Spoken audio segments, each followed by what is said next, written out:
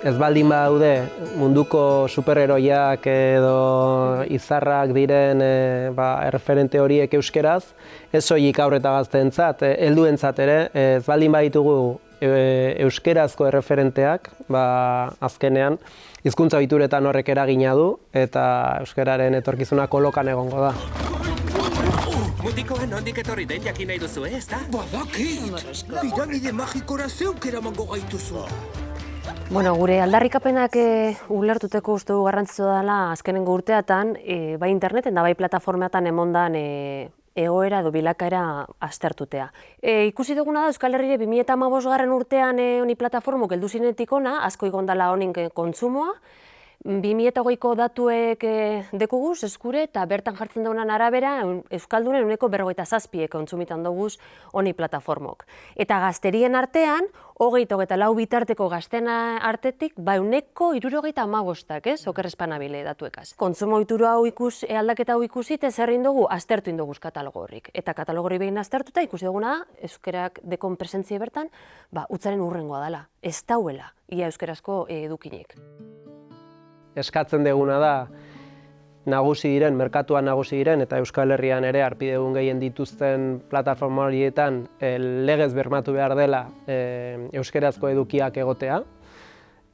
Beste alde batetik uste dugu estrategikoa dela ere euskarazko plataforma propio bat eukitzea eta pentsatzen dugu pantaila guztietan egon behar dela euskara sendo eta esate baterako zinemetan euskarak bizi duen egoera tamalgarria iruditzen zaigu.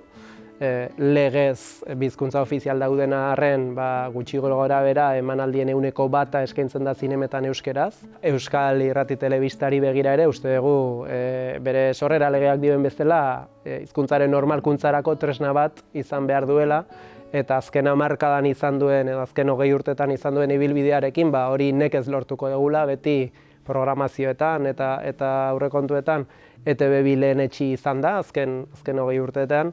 Aldarrikatzen dugu euskerazko kateek izatea lehentasuna, programazio eta aurrekontuetan, eta gaztelerazko kateak erabiltzea euskera normalizatzeko. Hemen gauzak beste modu batean egiten ditu. Uste dugu garrantzitsua dela euskal ikusentzunezkoen lege propioa eta euskal zinemaren lege propioak eta garatzea.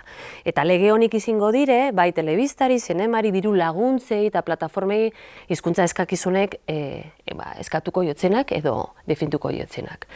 Beste alde batetik lege horrik betearazi, babestu eta bultzatuko duen kontseilu bat behar dugu. Guk oso argi daukagu, azkenean kontseilu batek hori lege horrin babesa emango jotzela eta gainera hizkuntza eskubideak eta bebai babestuko duzela. Europako estatu gehienek badute kontseilu bat. Espainiar estatuaren kasuan Kataluniak, Andaluziak eta Valentziak badaukate ikusentzunezko kontseilu bat, baino EAN eta Nafarroan ez dago horrelako kontseilurik eta guk uste dugu neurri guzti hauek indarrean jartzeko eta lege horiek beteko direla ziurtatzeko eta bermatzeko beharrezkoa direla tresna hauek. Ikusi dugulako honik plataformatan, hainbat direla bere gunean bikoiztu ziren filmek, adibidez Netflixen kasuen 70 bat film ikusi duguz, bere gunean bikoiztu egizin zirenak eta gaur egun inon bez aurkitzen ez duguzenak. Orduen, horietako batzuk EITB-en bere gunean emon zirean eta hori guk eskatan duguna. Erakunde eskatan dut zegune da, horrik filmek, behin diru publikoz euskaratu eta bikoiztu direne pelikula horiek edo film horiek plataformen esku utzi jotzela, banatzen bitartez. Azkeneko 7 urteetan, ETB batek helduentzako fikziorik ez du bikoiztu euskarara. Datu hau oso esanguratsua eta gainera mundu mailako salbuespena dela esan daiteke ez. Ez dugu aurkitu munduan beste herrialde bateko telebista bat hizkuntza propioa duena eta 7 urtez bere hizkuntzara edukirik bikoiztu ez duena. Epa! Ni Goku naiz, borrokan egingo dugu. Baduzu adina ondo portatzeko, agurtu behar den modu. Orduan, gure lana orain da, badaukagun manifestu honekin, baditugu euskararen egoera pantailetan iraultzeko neurri zehatz batzuk baitugu, gainera esan dezun bezala oso babes zabala jaso dutenak. Beraz, euskalgintza ikusentzunezko eta hezkuntzako eragile nagusien babesa badu manifestu horrek. Orduan, badaukagu orain tresna erakundeei, Euskal Herriko erakunde guztiei eta alderdi politikoei pauso sendoak eskatzeko eta gainera neurri zehatzak dira proposatzen ditugunak.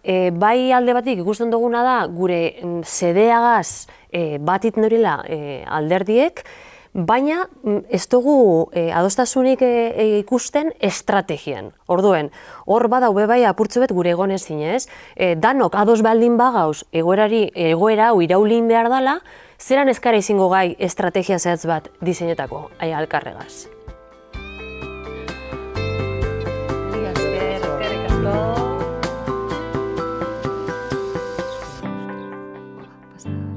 Eskerrik asko. Ederra, mi esker. Eskerrik.